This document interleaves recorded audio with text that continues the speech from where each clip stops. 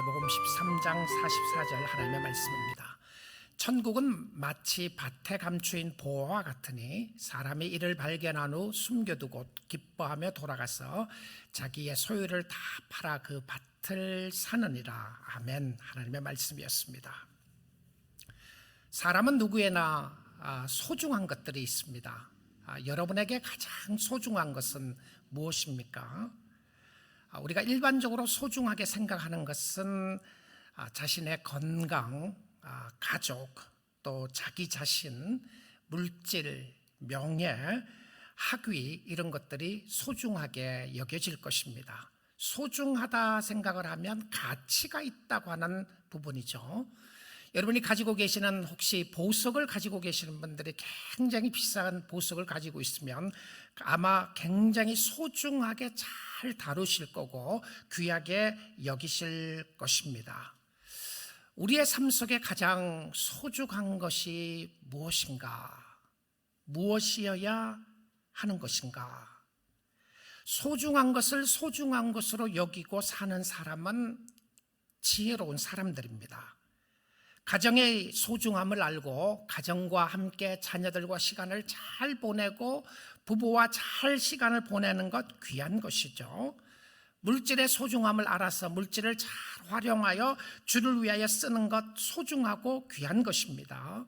시간이 소중함을 알아서 어떻게 하면 이 남은 시간을 주를 위하여 살 것인가 생각하는 것 귀한 것입니다. 여러분의 삶 속에 가장 귀한 보석은 무엇입니까? 어떤 가치관을 가지고 사느냐에 따라서 그 사람이 어떤 사람인가를 알 수가 있는 것이죠. 아무리 소중한 것이라고 해서 한다고 할지라도 그것이 다 가치 있는 것은 아닐 수가 있습니다. 오래전에 사회학 교수였던 토니 캄폴로라고 하는 교수님이 계시는데요. 이분이 젊은 청년들에게, 대학생들에게 상당히 많이 말씀으로 도전을 했던 사람이었습니다. 이분의 구호가 몇 가지 있었는데요. 그의 구호 중에 하나가 It's Friday, Sunday's coming 이라는 것이었습니다. It's Friday 그러면 학생들이 막 고함 지르면서 Sunday's coming 이랬어요. 집회 때 주로 활용했던 구호인데 그것이 무엇이었냐면 오늘은 금요일입니다. 주일이 오고 있습니다. 오늘은 금요일입니다. 노는 날입니다가 아니고 Sunday's coming, 주일이 오고 있습니다. 아마 이런 부분으로 생각했었어요. 금요일 저녁에 있었던, 금요일 오후에 있었던 고난과 고통의 십자가를 생각하고 부활이 오고 있습니다. 그래서 이것을 외치면서 지금은 고난과 아픔과 어려움과 힘든 일이 있지만 부활이 오고 있다. 소망의 메시지를 던졌어요. 그리고 또 이분이 했던 것 중에 하나가 뭐였냐면 Who changed the price tag? 그랬어요. Who changed the price tag? 누가 가격표를 바꾸어 놓았는가? 우리의 삶의 가격표를 보자는 거예요. 우리의 삶의 가치를 보자고 이야기를 하면서 이렇게 이야기하는 거예요. 밤에 사단이 와서 가격표를 다 바꾸는 거예요. 자, 10,000불짜리 가격표를 떼버리고 10불짜리를 붙여놓은 거예요. 100,000불짜리 너무너무 가치 있는 그 가격표를 떼버리고 1,000불로 붙여놓는 거예요. 가격표를 다 바꿔놨다. 우리의 인생의 가치관이 바뀌어졌음을 이야기했던 표현이었습니다. 가정이 소중하고 또 우리의 삶 속에 건강이 귀하고 하는 이런 거 빼버리고요. 성공이 최고다. 돈이 최고다. 너를 위해서 사는 것이 최고이다. 이 가격표를 다 바꿔놨다는 것이죠. 가치관에 관한 부분인 것이죠. 마태복음 13장의 천국에 관한 비유를 7가지를 하고 있는데요. 오늘은 보화의 비유와 진주의 비유를 보도록 하겠습니다. 특별히 진주의 비유는 다음 주에 보게 될 텐데요. 이 내용이 비슷한 내용이 많기 때문에 함께 같은 부분을 잠깐 살펴보고 다음 주에는 진주에 대한 부분을 보려고 합니다. 마태복음 13장 44절 다시 한번 보겠습니다. 천국은 마치 밭에 감추인 보화와 같으니 treasure hidden in the field. 밭에 보화가 감춰졌는데 어떤 사람이 이것을 발견한 후 숨겨두고 기뻐하며 돌아가서 자기의 소유를 다 팔아 보화를 산 것이 아니고 밭을 전체를 다 사버렸다라고 하는 부분입니다. 자, 이 부분을요, 이 진주에 대한 비유와 비슷하게 예수님이 말씀하셨던 것을 함께 좀 비교를 해보기를 원하는데 13장 46절 한번 보겠습니다. 극히 값진 진주 하나를 발견하며, 그 45절에는 천국에 대한 이야기를 하는 거예요. 값진 진주 하나를 발견하며 가서 자기의 소유를 다 팔아 그 진주를 사느니라, 이렇게 돼 있어요. 자, 이 두 비유를 조금 비교를 보게 되면 비슷한 면이 나타나게 되는데요, 거의 같은 맥락에서 나오는 것이 무엇이었냐면 둘 다 가치를 인정합니다. 대단한 가치가 있다는 것을 인정하게 되고요, 그리고 둘 다 두 번째는 그것을 소유하기로 결심합니다. I need to have this. 내가 이거 어떻게든지 이거 가져야 되겠다. 이 사람들이 확인한 것이죠. 결심을 한 것뿐만이 아니고 실질적으로 그 둘 다 자기의 소유를 다 팔아서 그것을 사게 되었습니다. 그러니까 소유하게 된 것이죠. 그리고는 자기가 원하는 것 얻게 되었어요. 그런데 이 두 비유가 공동체적인 의미로 말씀하신 것이 아니라 개인적인 의미로 말씀을 하셨어요. 그러니까 개인이 소유하는 거예요. 교회가 이 보화를 소유하는 것도 아니고 세상이 보화를 소유하는 것도 아니고 몇 사람들이 모여서 이 보화를 함께 소유하자고 해서 공동 소유를 하는 것이 아니라 이 보화를 소유한 사람은 개인이었습니다. 한 사람이었다는 것이죠. 자신이 그것을 소유해야 된다는 것을 이야기하는 것입니다. 우리 함께 이것을 찾아보기로 하고 몇 사람들이 모여서 열심히 찾은 이후에 찾은 것이 아니라 다 혼자 찾았습니다. 혼자 찾았어요.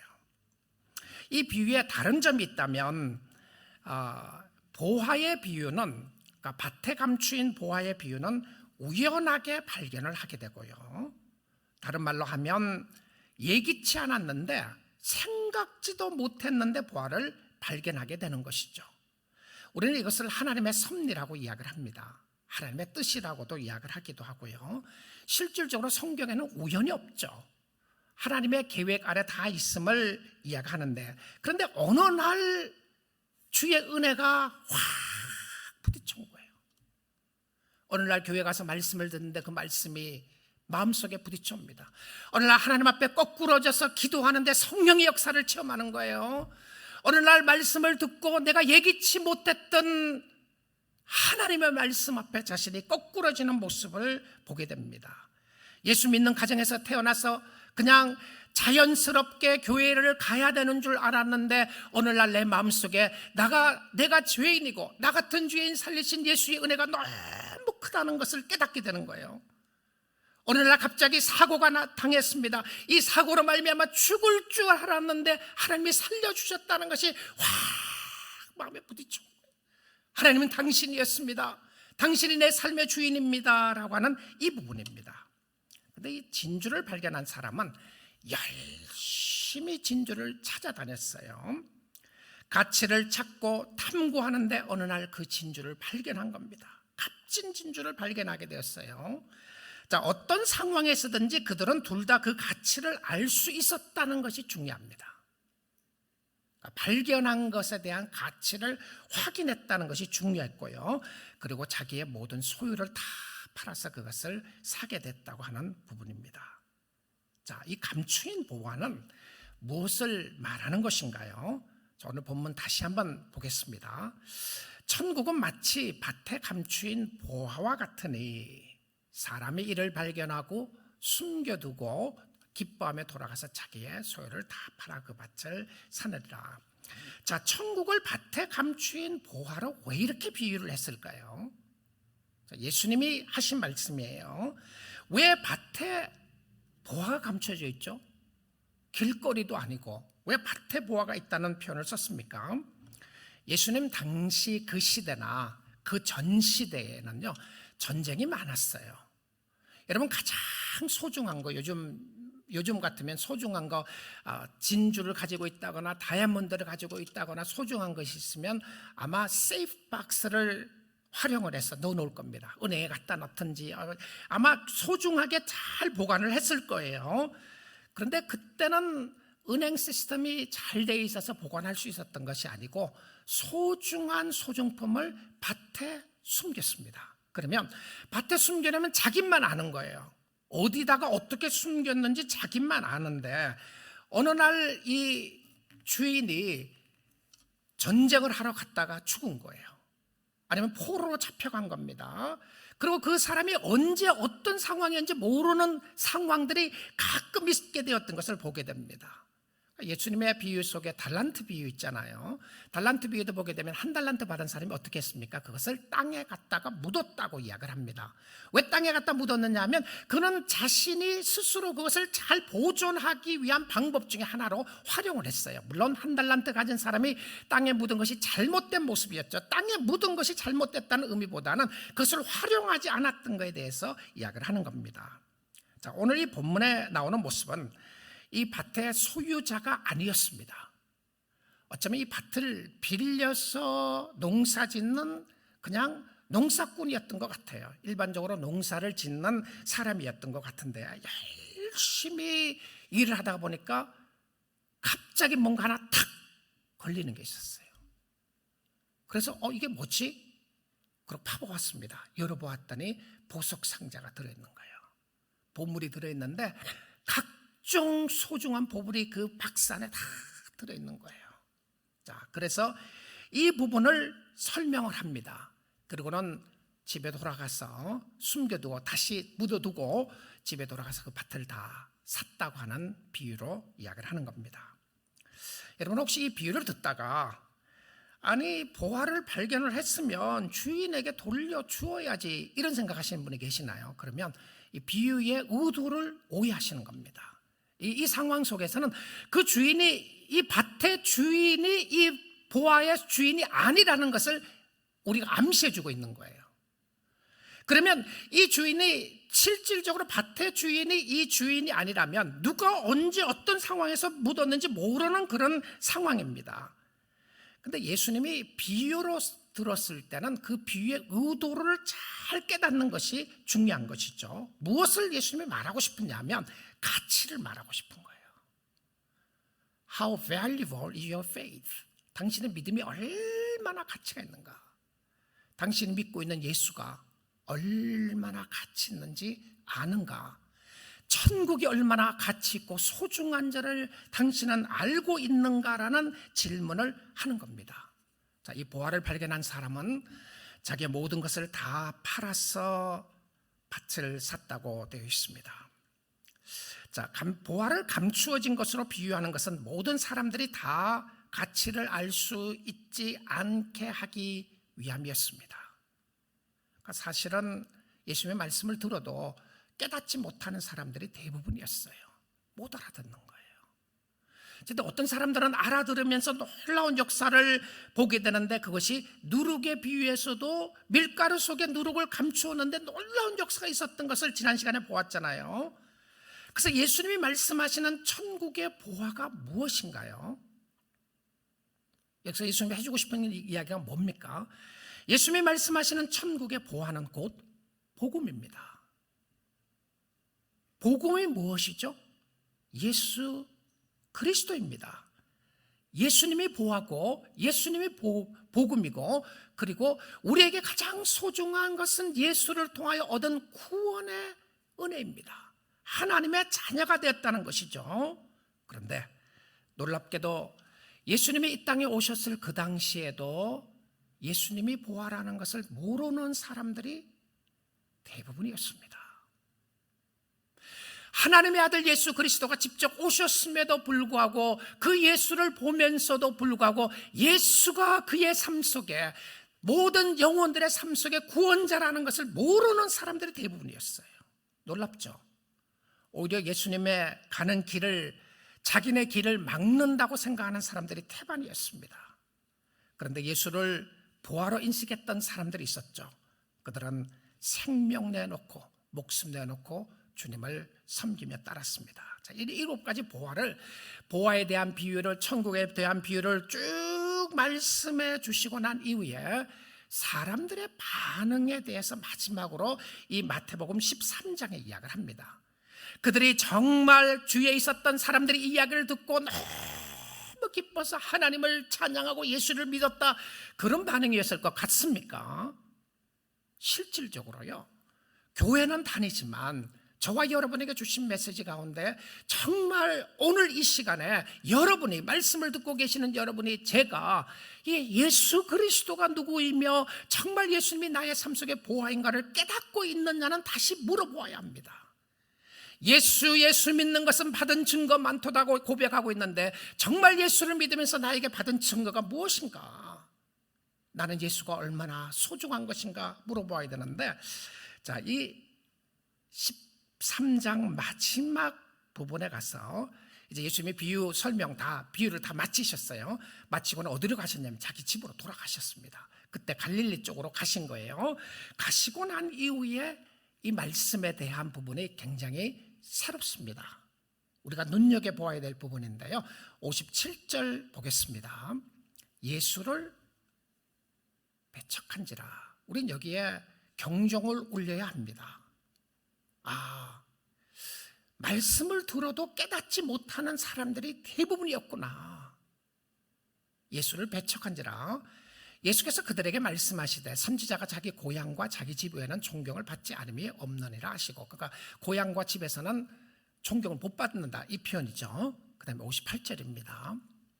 그들이 믿지 않음으로 말미암아 거기서 많은 능력을 행하지 아니하시니라. 그들이 믿지 않음으로 말미암아 지나가시는 부분을 보게 됩니다. 우리 사랑하는 성도 여러분, 오늘 말씀을 듣고 계시는 믿음의 자녀 여러분들, 여러분에게 저는 여러분의 인생에, 여러분의 삶 속에 최고의 선물을 드리고자 합니다.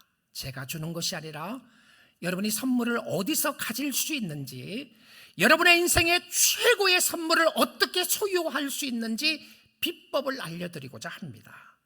세상에서 비교할 수 없는 보화를 찾을 수 있게 알려드리겠습니다. 오늘 말씀을 듣고 계시는 여러분, 진짜 보화를 소유할 수 있습니다. 그 보화가 무엇입니까? 골로새서 2장 2절 3절 보겠습니다. 이는 그들로 마음의 위안을 받고 사랑 안에서 연합하여 확실한 이해의 모든 풍성함과 하나님의 비밀인 그리스도를 깨닫게 하려 함이니. 하나님의 비밀이 감추어져 있었던 비밀입니다. 하나님의 감추어 있었던 보화입니다. 하나님의 감추어진 신비입니다. 그 신비는 그리스도입니다. 그리고 예수를 깨닫게 하려 함이니, 우리의 마음속에 그것을 확인하고 그것을 소유하고 싶은 욕망을 갖기를 원한다고 하는 부분이에요. 3절 보겠습니다. 그 안에는, 예수 그리스도 안입니다. 그 안에는 지혜와 지식의 모든 보화가 어떻게 되어 있다고 되어 있습니까? 감추어져 있느니라. 어디 안에요? 예수 안에 지혜와 지식의 모든 보화가 감추어져 있다고 이야기하고 있습니다. 예수 안에 있습니다. 그러면 예수를 발견한 사람은 모든 보화를 다 발견한 것이고요, 예수를 소유한 사람은 모든 보화를 소유한 하나님의 자녀인 줄 믿습니다. 자, 이 보화를 발견한 사람이 어떻게 했냐면, 보화의 가치를 인식하면 그 다음은 그것을 소유하는데요.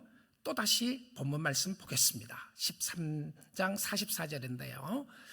천국은 마치 밭에 감추인 보화 같으니 사람이 이를 발견한 후 숨겨뒀다고 그랬어요. 기뻐하며 돌아가서 자기의 소유를 다 팔아 그 밭을 사느니라.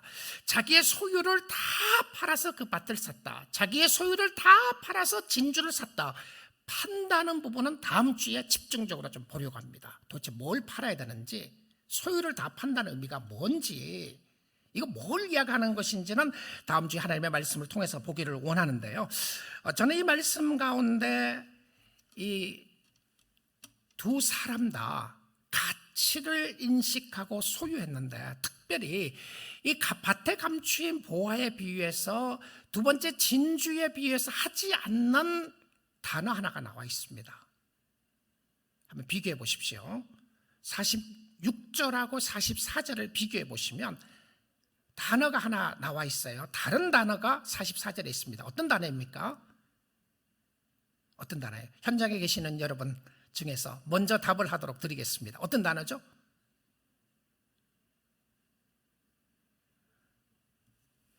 너무 오래 두면 안 되니까. 기뻐하며, 그렇죠? 기뻐하며라는 단어가 46절에 없는데 44절에는 기뻐했다고 하는 표현을 쓰게 됩니다. 자, 보화의 가치를 알면 음미하거나 흠모하고 사모하고만 있지 않았어요. 그것을 너무너무 소유하고 싶었는 마음을 갖는데 그의 마음속에 기쁨이 충만했습니다. 기뻐했다. 자, 보화를 발견한 사람의 자발적인 결단입니다. 자발적인 결단이에요.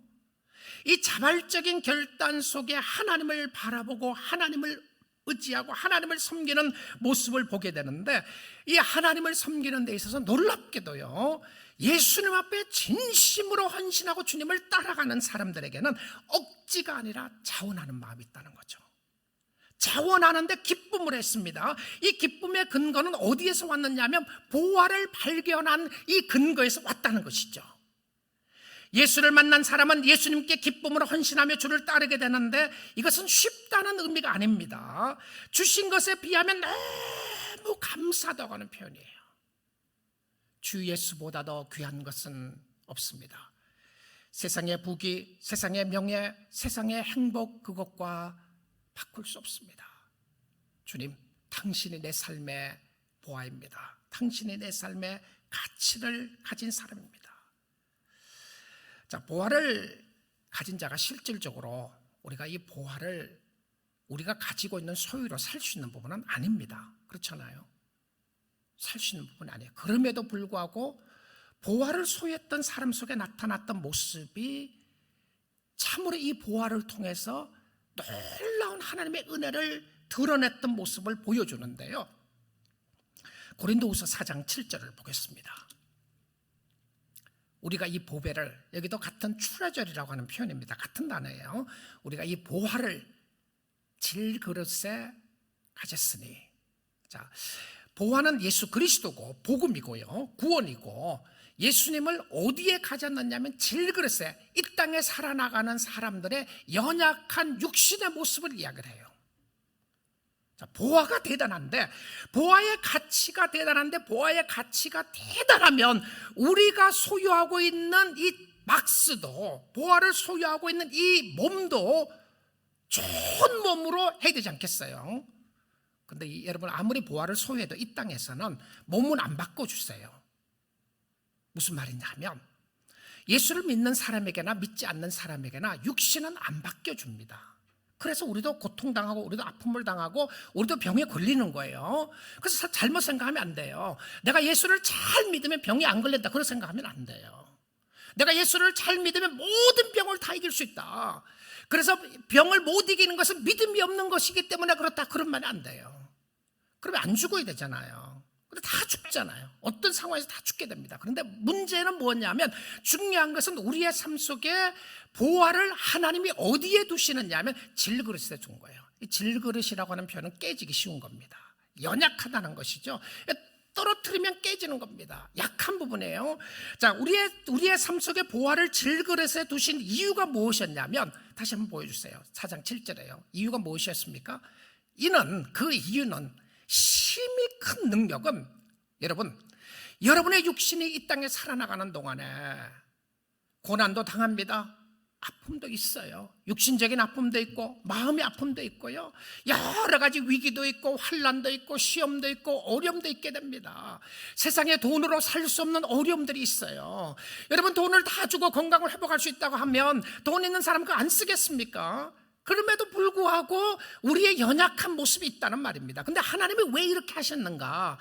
그렇게 하시는 이유는 무엇이었냐면, 이는 힘이 큰 능력은 하나님께 있고 우리에게 있지 아니함을 알게 하려 함이라. 무엇을 이야기하고 있나요? 우리의 연약한 모습을 보고 우리의 약한 모습을 볼 때에 능력이 많으신 하나님을 의지하라고 하는 표현입니다. 그리고 우리가 확인해야 될 것은 무엇이냐면, 나의 삶 속에 보화를 소유하고 있다, 확인하라는 거예요. 사랑하는 성도 여러분, 우리는 예수 그리스도의 보화를 소유하고 있다고 고백하지만 정말 우리는 얼마나 가난하게 사나요? 저 스스로에게 물었던 질문이었습니다. 나는 보화의 가치를 정말 알고 살아가고 있는가? 나는 정말 보화를 가진 사람처럼 살고 있는가? 나는 가난하다고 생각하고 있지 않는가? 나는 비참하다고 생각하고 있지 않는가? 나는 초라하다고 생각하지 않느냐? 초라하고 비참하고 가난하고 힘들고 어렵다는 그 근거를 다 어디에 두시나요? 세상에 두지 않습니까? 세상 것 갖고 우리가 확인하지 않나요? 근데 주님이 무엇을 가지고 확인하라고 그랬어요? 내 마음속에 있는 보화를 가지고 확인하라고 그런 거예요. 근데 보화를 가지고 확인해 보니까 내가 너무 놀라운 부자예요. 여러분, 우리 부자처럼 살자고요. 보화를 가진 사람처럼 살자고요. 육신의 모습이나 세상적으로 어떤 모습이 있느냐보다 더 소중한 그리스도의 보화를 소유한 사람처럼. 예수 안 믿는 사람이 이거 없잖아요. 그렇죠? 그러면 내가 보화를 소유하고 있다는 근거나 삶의 자세가 어디에서 나와 있는가? 육신의 어려움이 왔을 때 내가 어떻게 대처하느냐를 보라는 것입니다. 그 진짜 주님을 사랑하는 사람, 진짜 보화를 소유하고 있는 사람은 죽음 앞에서도 담대해지는 거죠. 이 땅의 삶의 전부가 아니라는 것을 확인합니다. 하나님을 바라보게 되고요, 지금 어려움과 힘들이 있어도 주님이 최고라고 하는 부분을 확인하게 되는 것이죠. 그런데 이 보화를 소유하게 됐던 것이 하나님의 은혜였습니다. 여러분, 돈 주고 샀나요? 돈 주고 산 사람 우리 가운데 한 사람도 없습니다.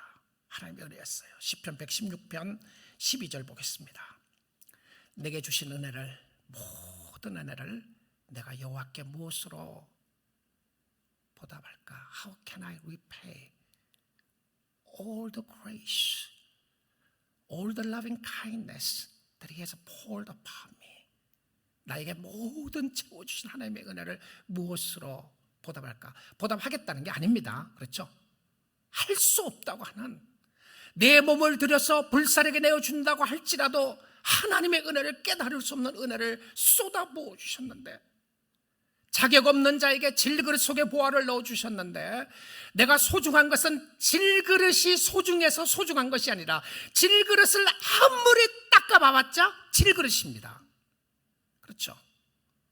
질그릇은 아무리 바꿔봐봤자 질그릇이에요. 여러분, 우리의 인생은 질그릇과 같습니다. 쉽게 깨지고요, 쉽게 상처받고요, 쉽게 아프고요, 바이러스에 노출되면 힘들고요, 위험에 노출되어 있고 죽음에 노출되어 있는 질그릇입니다. 이 질그릇, 여러분, 우리 철그릇으로 이 땅에 사는 동안 못 바꿉니다. 아무리 과학이 발달해서 DNA를 조작한다고 할지라도요, 이 질그릇, 하나님이 만드신 흙으로 만든 이 질그릇 못 바꿔요. 못 바꿔요. 그런데 이 질그릇 속에 무엇을 두시느냐 하면 보화를 가지고 있느냐 아니냐가 핵심입니다. 예수를 마음에 품고 있느냐 아닌 거냐 하는 이 부분이죠. 사랑하는 성도 여러분, 기뻐하십시오. 감사하십시오. 가치관이 바뀌지 않으면, 예수가 좋지 않으면 의식적인 종교 생활은 할 수 있어도 생명력 있는 신앙생활을 할 수가 없습니다. impossible, 불가능해요. 교회 다니죠, 성경책 읽어요, 기도합니다, 헌금도 하고요, 하는 거 다 하는데 안 바뀌어져요. 왜 안 바뀌어졌냐? 가치관을 모르니까. 이거 내가 드러내기 위해서 하는데 안 드러나면 화나는 거죠. 억울한 거죠. 내가 얼마나 헌신했는데 나를 몰라주니 싸울 수밖에 없습니다. 왜 그렇죠? 자꾸 외형적인 것을 갖고 확인하기 때문에 그렇습니다. 우리의 보화가 예수 그리스도인데, 예수를 만나고 난 이후에 바울의 고백이 이런 고백을 하게 됩니다. 빌립보서 3장 7절에서 9절인데요. 한번 보겠습니다. 그러나 무엇이든지 내게 유익하던 것을, 그러니까 예수 만나기 전의 이야기입니다. 내게 유익하던 것을, 가치가 있었던 것을 내가 그리스도를 위하여 다 해로 여길 뿐더러 가치 없게 여겼다는 겁니다. 그러니까 비교하는 겁니다. 그러니까 실질적으로 세상에 있는 거 다 가치 없다, 그것을 이야기하는 것이 아니고요, 비교해서 보여주는 모습인데, 그 다음 부분 보겠습니다. 또한 모든 것을 해로 여김은 내 주 예수 그리스도를, 내 주 그리스도 예수를 아는 지식이 가장 고상하기 때문입니다. 내가 그를 위하여 모든 것을 잃어버리고, 그를 위하여 얻기 위하여입니다. 잃어버리고 찌꺼기로 배설물로 여김은 그리스도를 얻고, 9절 보겠습니다. 그 안에서 발견되라 하미니 내가 가진 의의 율법에서 난 것이 아니요 오직 그리스도를 믿음으로 말미암은 것이니 곧 믿음으로 하나님께로부터 난 의라. 그는 고백합니다. 예수 그리스도를 통해서 오는, 믿음으로 통하여 오는 하나님의 의가 이것을 소유했다는 것에 대해서 세상의 모든 것을 해로 여긴다. 해로 왜 여기죠? 너무 좋은 것을 발견했기 때문에 그렇습니다. 우리 사랑하는 성도 여러분, 예수는 믿고 있는데 아직 세상 것들이 예수 믿을 때나 믿기 전에나 믿고 난 이후에나 아무런 변화가 없으시나요? 예수 믿기 전에 좋았던 것 지금은 더 좋으시나요? 목사님, 나이가 들어보니까 진짜 돈이 최고더라고요. 정말 그전보다 세상 것이 더 좋아지시던가요? 어쩌면 우리는 솔직하게 고백해야 될 것 같아요. 나 예수 잘 모른다고 말입니다. 나는 보화를 소유하고 있지 않을지도 모르겠다고 하는 이 부분 말입니다. 보화의 가치를 잘 모른다고 고백을 하면 하나님이 가르쳐 주실 것 같아요. 근데 보화의 가치도 모르면서 아는 것처럼 생각을 하고 있으니까 우리가 주님을 모르는 겁니다. 어린아이에게는요, 아무리 다이아몬드를 갖다 줘도 소용이 없어요. 어린아이가 원하는 것은 캔디 하나이면 족합니다. 캔디가 다이아몬드를 보다 100만 불짜리 다이아몬드보다 그 아이에게는 캔디 하나가 좋습니다. 왜 그렇죠? 아직도 다이아몬드의 가치를 모르기 때문에 그런 것이죠. 우리는 거지들이 아닙니다. 예수 믿는 사람들은 영생에 있는 사람들이고 보화를 주신 사람인데요, 하나님이 끝까지 여러분을 책임져 주시고 인도해 주실 것입니다. 예수님의 보화를 소유하고 있는지 아닌지를 확인하는 방법은 당신의 가치관이 바뀌었는지 안 바뀌었는지를 보면 알 수가 있습니다. 이전에 좋던 것, 이제는 더 값이 있더라. 이 곤란한 거죠.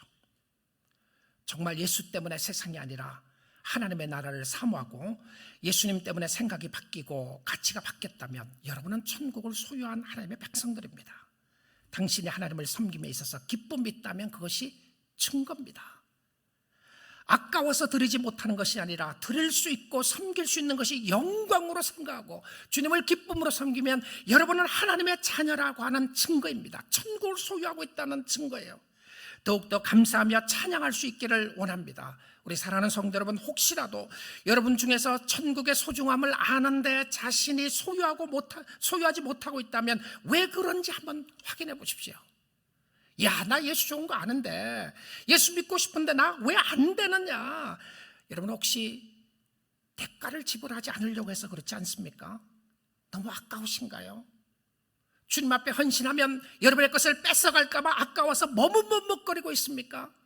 주님은 좋다고 고백을 하지만, 입술로는 고백하지만 또 한 다른 입술로서는 세상이 너무 좋다고 고백을 하고 있으시나요? 결단을 못하고 있습니까? 주일날은 교회에 오는데 다른 때는 바알에 가서 절하는 이스라엘 백성처럼 살아가고 있으시나요? 근데 그 백성들 향해서 주님이 뭐라고 그래요? 내게로 돌아오라, 내게로 돌아오라, 나를 섬기라, 나에게 와라. 내가 진짜 가치를, 보화를 보여주겠다고 이야기하는데 그 보화의 진정한 영원한 가치는 바로 복음이었고 예수 그리스도였습니다. 예수님이 소망이었고요. 여러분 관망만 하지 마십시오.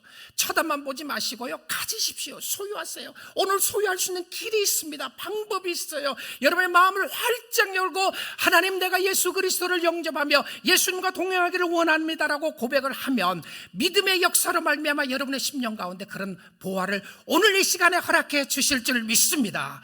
보화를 소유한 사람처럼 행복하게 기쁘게 감사하게 헌신하는 마음으로 주님을 섬기기를 원합니다. 내 삶의 보완은 내가 아닙니다. 우리의 삶의 보완은 우리가 아닙니다. 내 삶의 보완은 가정이 아닙니다. 내 삶의 보완은 물질도 아닙니다. 내 삶의 진정한 보완은 예수 그리스도입니다. 이 예수 그리스도를 소유하고 주님을 위하여 기뻐하며 감사하며 주님을 섬기는 주의 백성들이 다 될 수 있기를 주님의 이름으로 축복드립니다.